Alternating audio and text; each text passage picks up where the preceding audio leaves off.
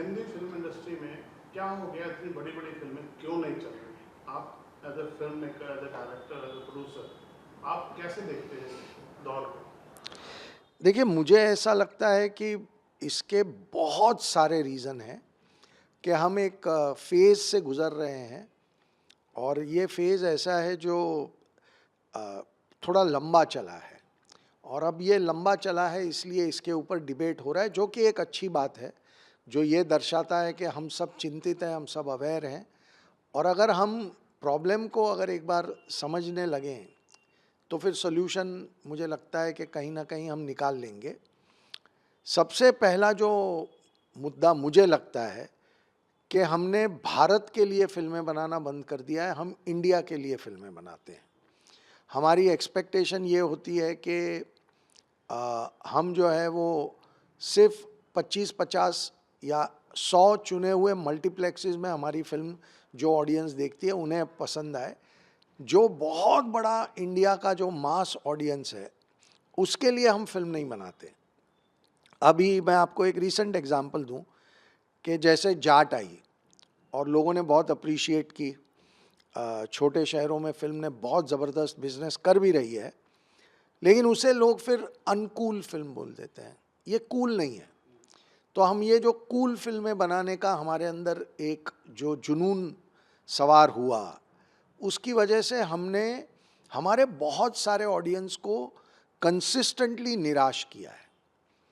तो इस वजह से हमारी फ़िल्मों का दायरा जो है वो छोटा होता चला जा रहा है।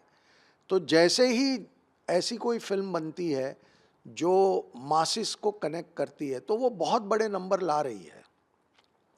अब आप देखिए कि हमारी इंडस्ट्री में हाईएस्ट कलेक्शन की फ़िल्म दंगल थी फॉर 10 इयर्स और फिर 2023 में 4 फ़िल्में आईं जिन्होंने दंगल का रिकॉर्ड तोड़ा।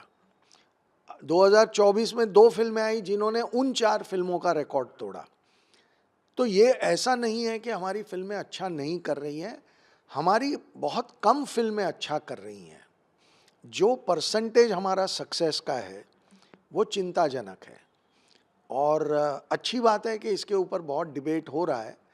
तो मुझे लगता है कि जब बहुत सारा डिबेट होगा तो अपने आप लोग करेक्शन करेंगे और लोग बहुत सोच भी रहे हैं। हर फ़िल्म मेकर, हर एक्टर इस बारे में बहुत कॉन्शियसली सोच रहा है और मैं बहुत ऑप्टिमिस्टिक हूँ कि बहुत जल्दी हम फिर से एक सही रास्ते पे आ जाएंगे। आपको लगता है जो ओवरहेड्स बढ़ जाते हैं फिल्म के साथ, जो स्क्रिप्ट पे काम होना चाहिए, जो फिल्म मेकिंग में जिसको आप सीओपी बोलते हैं, कॉस्ट ऑफ प्रोडक्शन, उसके बाद आपका वो कॉस्ट ऑफ प्रोडक्शन बढ़ता रहा है समय जी, समय पे, जी। क्या इससे भी फर्क पड़ता है? फिल्म मेकर को इससे थोड़ा तकलीफ होती है फिल्म बनाने के लिए? मैं ऐसा मानता हूँ कि स्क्रिप्ट पे बहुत काम होता है। आज भी लोग 2-2 साल तक स्क्रिप्ट लिखते हैं, लेकिन हम जिस ऑडियंस को ध्यान में रख के स्क्रिप्ट लिख रहे हैं, वो बहुत छोटा है। हमने वो मास फ़िल्में लिखना छोड़ दिया है।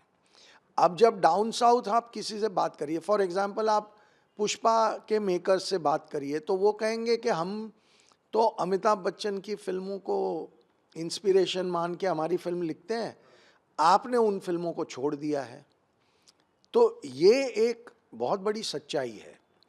हमने वो जो हमारा एक कोर फ़िल्म मेकिंग का एक जो सिस्टम था, उसको छोड़ के हम एक नई दुनिया में जाने की कोशिश कर रहे हैं और वो दुनिया बहुत छोटी है और इस वजह से हमारी फ़िल्मों के नंबर बढ़ नहीं रहे हैं, उल्टे घट रहे हैं। जो सक्सेसफुल फ़िल्में होनी चाहिए जितनी, उतनी हो नहीं पाती। जहाँ तक सीओपी का सवाल है, अगर आपकी फ़िल्म बहुत मासेस से कनेक्ट नहीं कर पाएगी, तो आप अगर कम सीओपी में बनाएंगे तो भी फ़िल्म फ्लॉप होगी। आप अगर एक टेक्नीशियन या 5 टेक्नीशियन या आर्टिस्टों के स्टाफ का जो एक कांस्टेंट मसला रहा है कि उनके पेमेंट्स बहुत बढ़ गए हैं वगैरह वगैरह, उन सबको अगर आप काट भी देंगे, 50% भी कर देंगे, तब भी आपकी फ़िल्म लॉस में ही रहने वाली है, क्योंकि आपका जो अप्रोच है सिनेमा को लेकर, वही गलत हो चुका है।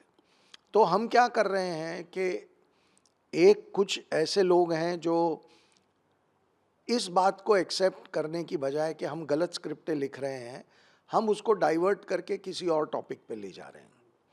तो पहला जो मुद्दा है वो ये है कि हम कैसे अपनी स्क्रिप्टों को सही करें, कैसे हम अपनी फिल्मों को सही तरीके से लिखें। अगर अच्छी लिखी हुई फिल्म होगी तो फिर वो अपने आप अच्छा बिजनेस करेगी और सब सही हो जाएगा। और उसके साथ साथ मैं ये नहीं कह रहा हूँ कि आप इन सब करेक्शंस को मत करिए, ये भी करेक्शन करिए, पर सबसे पहला करेक्शन हम सबको अपनी स्क्रिप्टों को सुधारना होगा। आपको कब लगा ये दौर बदल रहा है? जब मल्टीप्लेक्स की एंट्री हुई, ऐसा कुछ दौर, ये कब बदला दौर जब नीश फिल्मों की तो ध्यान में मासिस का हमने हाथ छोड़ दिया? देखिए, आप अगर देखेंगे तो जो नई जनरेशन में बहुत सारे राइटर डायरेक्टर्स जो आए हैं, उनमें से मैं कई लोगों को मिला हूँ जिन्होंने अपनी ज़िंदगी में कभी यूपी या बिहार या मध्य प्रदेश या राजस्थान गए ही नहीं हैं। तो उन्हें पता ही नहीं है कि वहाँ का ऑडियंस क्या है और वो क्या चाहता है। उनको पता है, वो उनमें से बहुत सारे ऐसे लड़के लड़कियां हैं जो शायद कभी बोरीवली से आगे ट्रेन में नहीं गए होंगे, बम्बई में कभी उन्होंने लोकल ट्रेन या बस में सफ़र नहीं किया है। वो पैदा हुए हैं कोई बहुत अच्छे घरों में, बहुत अच्छे परिवारों में, बहुत पॉश एरिया में। तो उनको पता नहीं है कि इंडिया की रियलिटी उस एक वर्ग से बहुत बड़ी है। वो एक बहुत छोटे प्रतिशत का जो भारत का एक बहुत छोटा प्रतिशत है जो इतना सुखी, इतना समृद्ध, इतना संपन्न है। तो ये जब राइटर डायरेक्टर्स जो फिल्में लिखते हैं, वो ऑब्वियसली उनकी अपब्रिंगिंग वही है, उनकी समझ वही है, उनकी सोच वही है, तो वो फिल्में लिखते हैं जो उनको समझ में आती हैं। पर उससे रिलेट करने वाले लोग जो होते हैं वो बहुत कम होते हैं। तो आप देखिए, बीच में एक दौर चला और जिसके अंदर सारे स्टूडियोज़ और ओटीटी प्लेटफॉर्म सब रिस्पॉन्सिबल हैं। उन्होंने डायरेक्टर का इम्पोर्टेंस फिल्म इंडस्ट्री में कम कर दिया कि पुराने डायरेक्टर्स हैं वो ज़्यादा पैसे मांगेंगे या उनका एक कहानी कहने का तरीका है, हमें तो अब नए लोग चाहिए। तो पुराने डायरेक्टर्स जो हैं 20 साल, 25 साल, 30 साल से, जिनको इतना वास्ट एक्सपीरियंस है, वो पूरे देश को जो समझते हैं, उन डायरेक्टर्स को साइडलाइन करने का एक बहुत स्ट्रॉन्ग एफर्ट हुआ। और एक ऐसा चलन बन गया कि एक बार बस एक्टर बोर्ड पे आ जाए, फिर एक्टर जो कहे वो डायरेक्टर, अगर वो कहे कि ये फर्स्ट टाइमर है या ये मेरा असिस्टेंट था इसको बना दो, तो वो चल जाएगा। तो ये जो एक माहौल बना, और आप फिल्म जो है वो डायरेक्टर का माध्यम है, जैसे टीवी है वो राइटर का माध्यम है, प्ले है वो एक्टर का माध्यम है। वो क्यों कि एक बार कर्टन खुल गया तो एक्टर जो करेगा वही है, उसको कोई सपोर्ट नहीं है। या टीवी में आपको 200, 250, 400, 500 एपिसोड लिखने हैं, तो वो कैरेक्टर्स, वो कहानियाँ, वो राइटर की स्ट्रेंथ होती है। फिल्म हमेशा से डायरेक्टर का माध्यम रहा है। अब अगर आप स्टूडियोज़ या ओटीटी प्लेटफॉर्म ने मिलके ये एक कोशिश की कि डायरेक्टर को ही हटा दो सीन से, तो आप जड़ी काट दोगे तो सिनेमा कैसे बने। और उस वजह से क्या हुआ कि हमारी जो फिल्मों के अंदर जो एक रूटेड क्वालिटी थी कि हम अपने भारत से जुड़े हुए होते थे, हम हमारे देश के हर ऑडियंस को समझ में आए वो फिल्में बनाते थे जिससे हर आदमी जुड़ सकता है, वैसी फिल्में बनना कम होता चला गया। और आज सब मान रहे हैं इस बात को कि ये एक बहुत बड़ी गलती हुई, और डायरेक्टर्स को उनकी जगह पे वापस लाने की कोशिश अब शुरू हो चुकी है। तो मुझे लगता है कि वो उसका रिजल्ट भी बहुत ही जल्दी हम सबको दिखना भी शुरू हो जाएगा। देखिए, आज ऑडियंस बहुत क्लियर है कि उन्हें पैसे से ज़्यादा अपने वक्त की कीमत है।